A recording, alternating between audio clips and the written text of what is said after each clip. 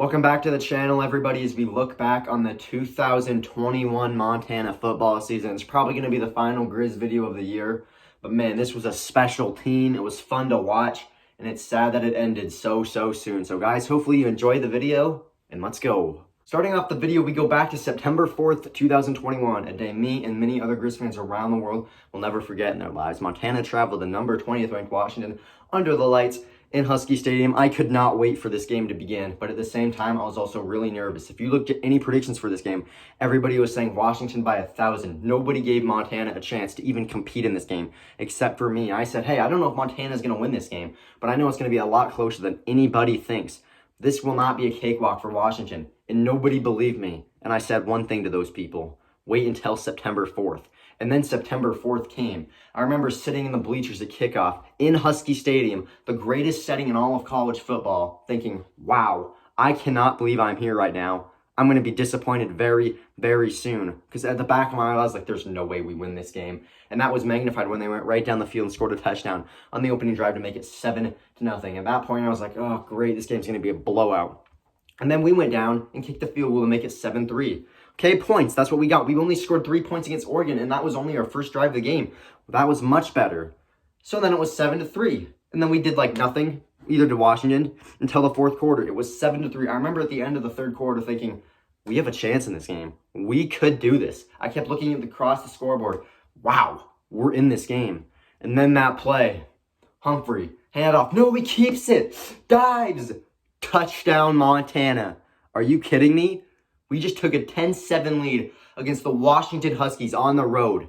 Are you kidding me? So then we get a defensive stop. Oh, here we go. Field goal is good. It's 13-7. No way. Then we get a fourth down stop. At that point, I was like, no, we can actually do this. Fourth down stop. And then Macias trots out to kick a long field goal to ice the game. It's short by a long way. So then it's like, we could have iced it there. And then this play happens. Back to throw. Well protected. Delivers. Picked. Intercepted at the 30. The pass is intercepted by Marcus Wellmount when the Montana Grizzlies have just shocked the entire college football world and pulled off one of the biggest upsets in school history.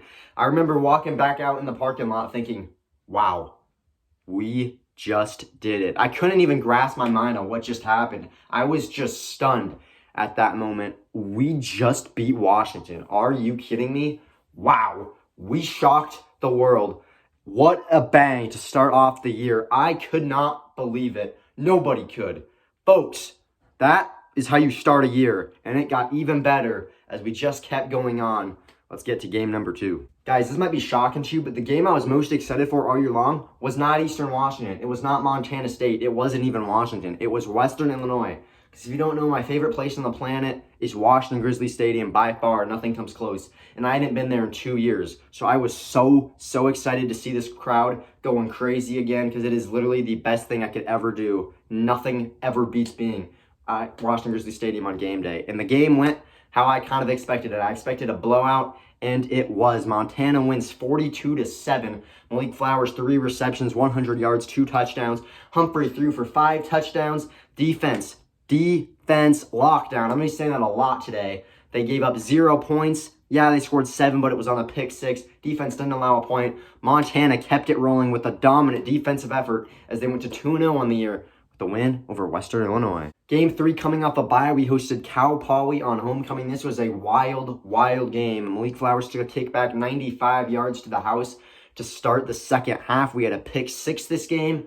We blocked a punt for a touchdown, and Samuel Cam dominated as he caught a 65-yard touchdown pass as Montana rolled to a 39-7 win. And this defense yet again shut down Cal Poly. It was 39-0 before Cal Poly finally scored late in the fourth quarter, ending the Griz streak of 10 consecutive shutout quarters. This Griz defense is the real deal, and we're starting to figure that out now, folks. Montana with a convincing 39-7 win over Cal Poly as they just keep rolling on the year. Guys, coming into this game, this looked like it was going to be an epic clash, and boy, did it live up to the hype. Eastern Washington's red-hot offense versus Montana's unstoppable defense.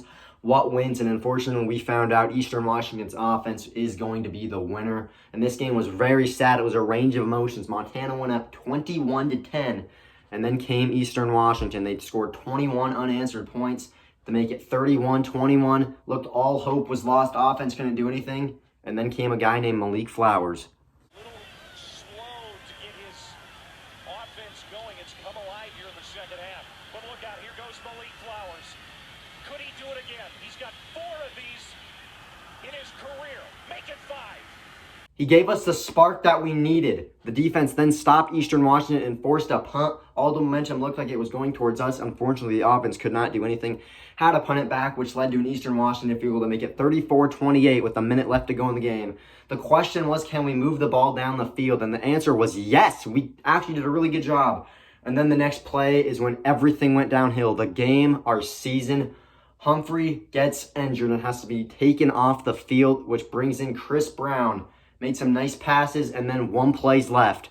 That determines the game. Do we win the game or do we lose it? It depends right here. Sneaking over the top, though. Brown dancing. Pressure going the wrong way. Turns around. Fires to the end zone. Tipped. Incomplete. Eastern Washington wins the game. Eastern Washington survives in a heartbreaking loss for Montana. The biggest thing after this game was, can we come back from this? And we're going to find out right now. Coming off a tough loss against Eastern Washington, I wanted to see how we would bounce back and play against Dixie State. The answer is not good at all. It was only 3-0 at halftime. Couldn't even score a touchdown in the first half. Things luckily did get better in the second half as we went up 24-0 before Dixie State finally got on the scoreboard with a 38-yard fumble recovery for a touchdown to make it 24-6. They missed the 2-point conversion. We then scored. It was then 31-6. They scored a 3-yard touchdown late in the game. 2-point conversion good to end the score. 31-14. The Griz win it. Their 4 touchdowns in the second half. Chris Brown ran for 2 touchdowns and passed for 2 touchdowns, the longest only being 8 yards. And Montana got a win. It was a win. Wasn't the prettiest, but as we say here, a win is a win, and that's what we got. Guys, in these 2 games, I was excited to see Chris Brown play. In fact, I said he might even be better than Cam Humphrey. I was wrong. I was definitely wrong, and I take that back. Chris Brown is nowhere near to what Cam Humphrey means to this team, and it showed in this game. Down 28-21, we needed a spark, and then we got that spark.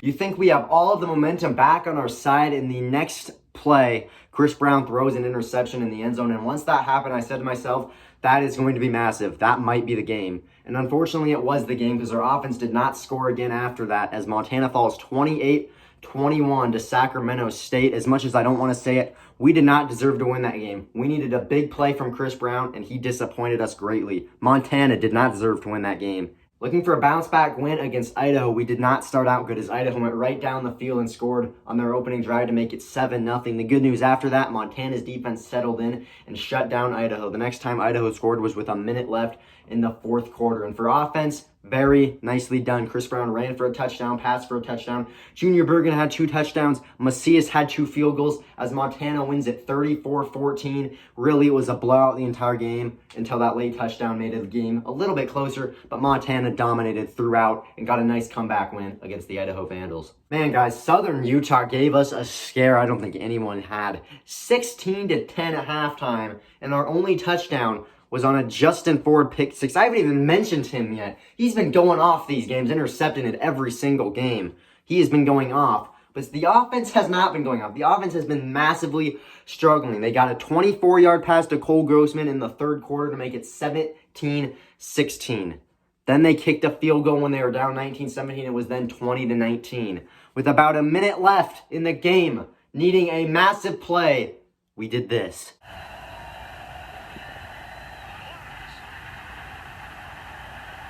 We blocked the field goal, and Montana survives a huge scare from Southern Utah. They win it 20-19.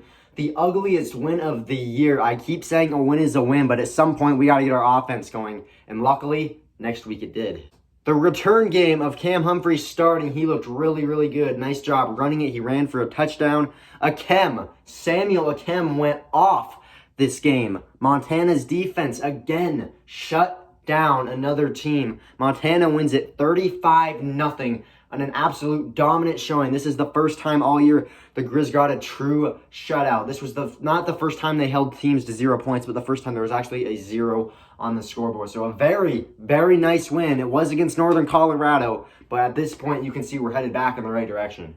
Coming off a good win against Northern Colorado, how would we play against Northern Arizona? The answer, very, very good. Montana's defense was locked down once again. They did not give up a touchdown, only allowed 3 points and 2 defensive touchdowns. Montana wins at 35-3. The only offensive touchdown came on the opening drive with an Isaiah Childs touchdown to make it 7-0. After that, 3 Kevin Macias field goals and 2 defensive touchdowns, a pick 6, and a fumble return to the house as Montana kept it rolling. Offense is getting better and better, and the defense just continues to make plays. Now there is only one regular season game left, and it is the biggest one of all. The 120th edition of the Brawl of the Wild between Montana and Montana State. This year it was back in Missoula, and the energy in Washington Grizzly Stadium was absolutely incredible. And early on, the Griz gave the fans something to cheer about.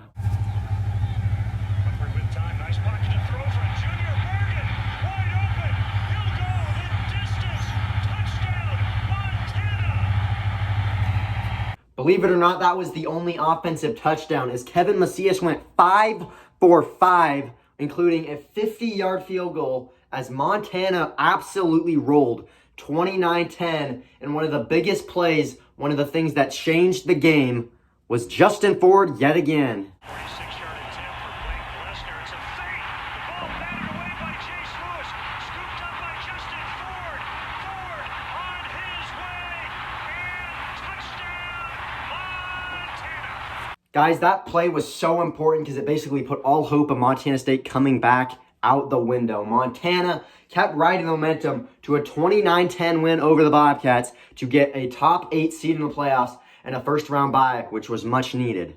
Moving on, we hosted Eastern Washington into the second round of the FCS playoffs. We hosted it. It was a Friday night game. It was already dark when I went in. So excited for this game. Really, really scared. And Eastern Washington showed me why I was scared. They went up 21-10 before this happened. Now this game could have turned. Pressure comes, and the game will be turned. It's blocked. Rolling ball picked up by Montana. Guys, when we blocked that punt, the crowd was as loud as I've ever heard it. It was absolutely rocking in that stadium. It was so fun to be a part of. And honestly, folks, I can't explain to you all what happened. Just go watch a game or something. Montana explodes for 57 points. Justin Ford, another pick 6 on the year. That was his 3rd returned touchdown on the year. 9th interception. Justin Ford was unstoppable all year long. And Montana absolutely dominated Eastern Washington to move on to the quarterfinals. Well, guys, Montana State just took a knee, and I'm very, very sad right now because I'm about to talk about the game where our season ended. Montana traveled to James Madison. At the back of my mind, I thought there was no way we're going to win this game. First drive is when things went downhill. Akem catches it for a long gain. It's going to be one of those days. Akem gets a broken collarbone on the play. We have just lost one of the best receivers in Montana football history. And it got even worse as later in the game, Cam Humphrey also got injured. And Montana, their season was full of injuries, and that really derailed it. And what makes me the most mad about this game, Montana did lose 28-6, by the way. What annoys me most about this game, I think if Humphrey and Cam were healthy, we had a good shot at beating James Madison. I really, really do. And I'm very sad that we lost that game. Well, guys, we have reached the end. A very, very special season. The defense was one of the best defenses we've ever had. It was so fun watching them week in and week out. The biggest story of the year was definitely injuries. If we do not have injuries, I fully believe we are going to Frisco, Texas, because the only 2 games we lost, if we had Sacramento State, if we had Humphrey for that game, we don't lose that game. And Eastern Washington, if we have Humphrey then, who knows what goes down. We could be undefeated. But really, really sad way to end the season. Montana really, really had a good season. Samuel Kemp tied a record in Montana touchdown, one of the best Montana receivers to ever do it. And yet again, this defense was just unstoppable. So fun watching this defense. Guys, I hope you enjoyed all the videos all year long from the Griz videos. And I'll see you next year for more Griz football.